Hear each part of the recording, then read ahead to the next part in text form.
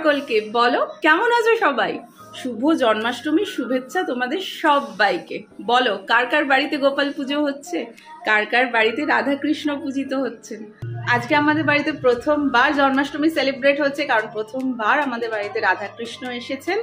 তো দেখাবো তোমাদের আজকে পুরো ভিডিওতে কি কি আজকে আমাদের ভোগ রান্না হয়েছে, কি কি রান্না হচ্ছে, কি কি ভাবে পুজো আয়োজন করা হয়েছে, রাধা কৃষ্ণকে কেমন ভাবে সাজানো হয়েছে। তাহলে দেখতে থাকো ব্লগটা। আজকে সকাল থেকেই মেঘলা আকাশ, কাল থেকেই বৃষ্টি ঝিরঝির করে সারা দিন পড়েই চলেছে, আর খুব জোরে হাওয়া বইছে। সকাল সকাল ঘুম থেকে উঠেই আগে স্নানটা সেরে নিয়েছি, কারণ বাড়িতে আজকে অনেক কাজ আছে। সকালবেলা ঘুম থেকে উঠেই দেখি শাশুড়ি মা কিন্তু ভোগ রান্না করার সব আয়োজন শুরু করে দিয়েছে। তালের বড়া ভাজা চলছে, পায়েস রান্না অলরেডি হয়ে গেছে। সত্যি কথা বলতেই তালের বড়া ভাজার গন্ধেই আজকে ঘুম থেকে উঠে পড়েছি। আর এদিকে পাশেই কুকারে কাবলি ছোলা সেদ্ধ করতে দেওয়া হয়েছে, কারণ আজকে ব্রেকফাস্টে লুচি আর চানা মশলা হবে। তালের বড়া, পায়েস, মিষ্টি, ফল, লুচি সব কিছু সাজিয়ে শাশুড়ি মা এখন পুজোর জোগাড় করতে বসেছে। সকাল থেকে উঠেই কিন্তু মামনি পুজোর সব ভোগ রান্না করেছে, পুজোর সমস্ত জোগাড় নিজে হাতে একা করেছে। তাই মামনি যেহেতু এখন পুজোতে ব্যস্ত, তাই আমি সকালবেলা সবার জন্য চাটা বসিয়ে দিলাম। আজকে বাড়িতে একটু লোকজনও আসবে, আমার মাস্ততো ননদের ফ্যামিলি, মানে আমার মাস্ততো ননদ, নন্দাই আর তার 2 মেয়ে আজকে আমাদের বাড়িতে আসবে। এই যে চা বসাতে বসাতে সবাই এসে পড়েছে, আমার মাস্ততো ননদ আর আমার 2 ভাগ্নি। বহরমপুরে আত্মীয় বলতে কিন্তু ওরাই আছে আমাদের, কারণ আমার নিজের 2 ননদ থাকে দিল্লিতে, আমার বাবা মা থাকে কলকাতায়, আর আমাদের বাকি অন্যান্য সব রিলেটিভরা থাকে কিন্তু মেদিনীপুরে।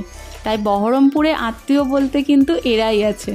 আর এই ননদ আমার নিজের ননদের থেকে কিছু কম না।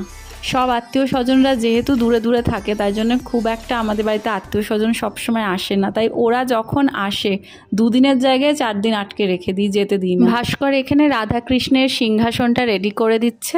ও হলো আমাদের বাড়ির অল ইন ওয়ান মিস্ত্রি, একদিকে ইলেকট্রিশিয়ান, একদিকে কার্পেন্টার, একদিকে আবার মেকানিক। সেটা ফ্রিজ হোক, ওয়াশিং মেশিন হোক, চিমনি হোক, ফ্যান হোক, এসি হোক, সব সারানোর জন্য ও আছে, সব কিছু পারে। আমরা বসে পড়েছি সবাই মিলে এবারে রাধা কৃষ্ণকে সাজাতে, ঠিক যেন ছোটবেলার পুতুল খেলার মতো। সেই ছোটবেলায় পুতুলদের জামা পরিয়ে গয়না পরিয়ে সুন্দর করে সাজাতাম, ঠিক তেমন আমাদের কৃষ্ণ ঠাকুর আর রাধা রানী কিন্তু খুব সুন্দর করে সেজে উঠেছে। পুজো সেরে এবারে সবার জন্য ব্রেকফাস্ট রেডি করতে হবে। এখানে আমি আর আমার ভাগ্নি দুজনে মিলে লুচি বেলতে লেগেছি, আর আমার শাশুড়ি মা লুচি ভাজছে। বেশ ভালো লাগে যখন বাড়িতে লোকজন আসে, সবাই মিলে একসাথে হাতে হাত লাগিয়ে কাজ করি, হাসি ঠাট্টা, গল্প, খাওয়া দাওয়া। এখানে সবাই এবারে ভোগের প্রসাদ নিয়ে বসে গেছি, আর ভোগের প্রসাদ তো সব সময় টেস্টি হয়। অন্যান্য দিনে তালের বড়া বা পায়েস করলে যেই টেস্টটা আসে, আজকে কিন্তু তার থেকে অনেক বেটার টেস্ট হয়েছে। ব্রেকফাস্টে লুচি আর চানা মশলা নিয়ে সবাই বসে গেছে। আজকে যেহেতু জন্মাষ্টমী, সব নিরামিষ।